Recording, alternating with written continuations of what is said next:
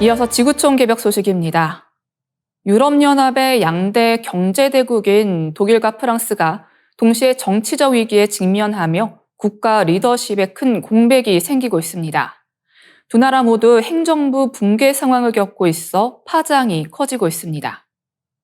먼저 독일입니다. 주요 경제정책과 예산안을 둘러싼 갈등 끝에 올라프 숄츠 총리가 지난 16일 연방의회 신임 투표에서 불신임을 당했습니다.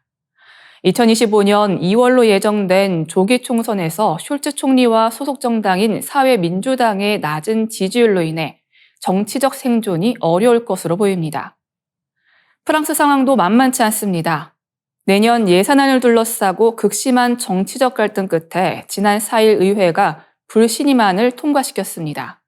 이에 따라 미셸 바르니엘 총리가 사퇴하고 프랑스와 바이로 신임 총리가 취임했지만 야권에서는 에마뉘엘 마크롱 대통령과 바이로 총리의 동반 사퇴를 주장하는 목소리가 커지고 있습니다.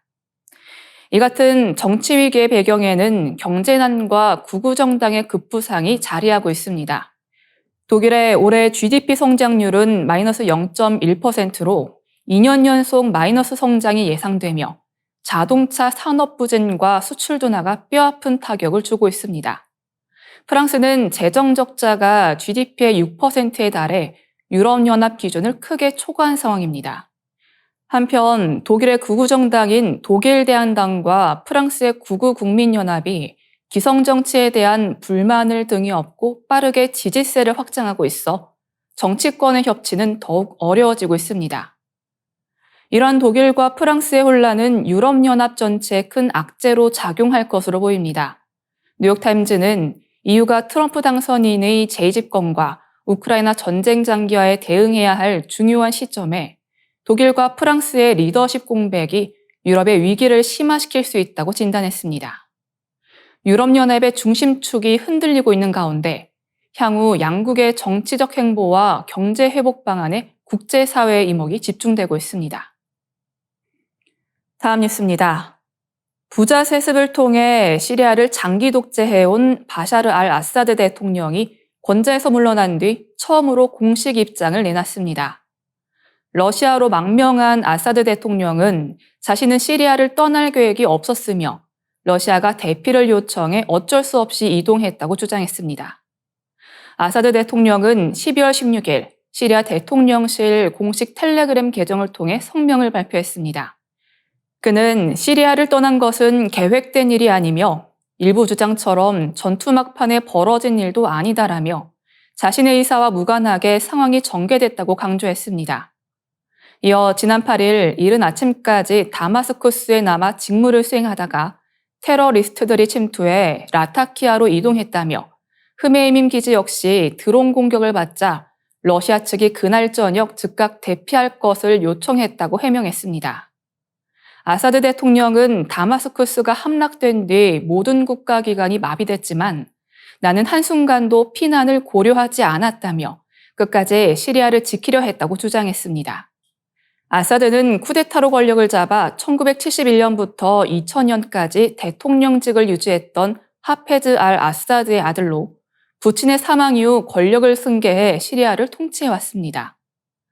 그러나 2011년 아랍의 봄 당시 반정부 시위가 확산하자 이를 유혈 진압하며 내전이 시작됐습니다.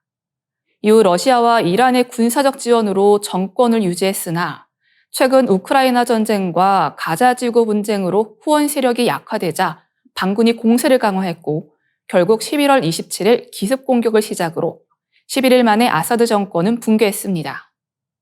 한편 월스트리트 저널은 12월 15일 알 아사드 가문이 부정하게 축적한 재산이 조 단위에 이른다고 보도했습니다.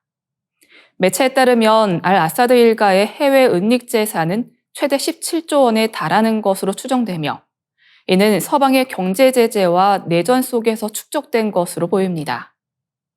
시리아 국민의 90%가 빈곤층으로 전락한 상황에서도 아사드 일가는 이를 도리어 축제의 기회로 삼았다는 비판이 나오고 있습니다. 이번 아사드 대통령의 망명과 정권 붕괴는 중동의 지정학적 상황에 큰 변화를 예고하고 있습니다. 다음 뉴스입니다. 하늘로 날아간 풍선들은 어떻게 될까요? 헬륨가스로 채워진 풍선은 지구 밖으로 나갈 수 없습니다. 기압이 낮아지는 고도에서는 내부 기체의 부피가 커지면서 약 18에서 37km에 도달한 뒤 터지고 맙니다. 그 이후 풍선의 잔해는 바람에 실려 바다나 지상으로 떨어져 쓰레기가 됩니다. 문제는 여기서 그치지 않습니다. 대부분의 풍선은 플라스틱 소재로 제작되기 때문에 자연에서 분해되기까지 수백 년이 걸릴 수 있습니다. 이를 대체할 수 있는 생분해성 풍선도 최소 4년 이상 분해 시간이 필요하다는 점에서 친환경 대안이 되기에는 한계가 있습니다. 바람과 기상 상황에 따라 풍선이 날아가는 거리는 예측 불가이며 짧게는 수백 미터에서 길게는 수천 킬로미터를 이동할 수 있습니다.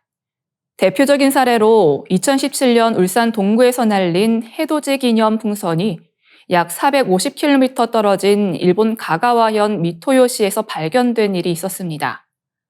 2009년에도 울산에서 날린 풍선이 일본 야마구치현까지 날아간 사례가 보고된 바 있습니다. 심지어 한 네트워크 엔지니어가 GPS 장치를 일반 풍선에 삽입해 동선을 추적한 결과 풍선은 무려 8주간 11만 800km를 이동한 것으로 나타났습니다. 이는 지구 3바퀴 반에 달하는 거리인데요. 더 큰 문제는 동물들에게 미치는 치명적인 영향입니다. 떨어진 풍선을 해양 생물이 먹이로 착각해 삼킬 경우 소화기관에 들러붙어 배출되지 않아 사망에 이르게 됩니다. 특히 바다거북이나 해양포유류는 풍선을 해파리로 착각하기 쉽습니다. 풍선에 달린 끈이나 리본 또한 동물의 목을 휘감아 질식사의 원인이 됩니다. 바다새도 풍선 쓰레기의 주요 피해자입니다. 호주의 과학연구기관 CSIRO의 연구에 따르면 바다새가 풍선과 같은 연성 플라스틱을 섭취하면 사망률이 40%에 이른다고 밝혀졌습니다. 바람이 빠진 풍선은 오징어나 해파리와 형태가 비슷해 바다새들이 착각하고 삼키는 일이 빈번하게 발생합니다. 특히 한국의 경우 삼면이 바다로 둘러싸여 있어 해양 쓰레기 문제가 더욱 심각해질 수밖에 없는데요. 환경단체들은 단순히 날리는 풍선 한 개가 결국 생태계를 위협하는 문제로 이어질 수 있다고 지적합니다. 더 많은 지구촌 개벽 소식이 궁금하시면 STV 상생방송 유튜브 채널을 구독해 주시기 바랍니다.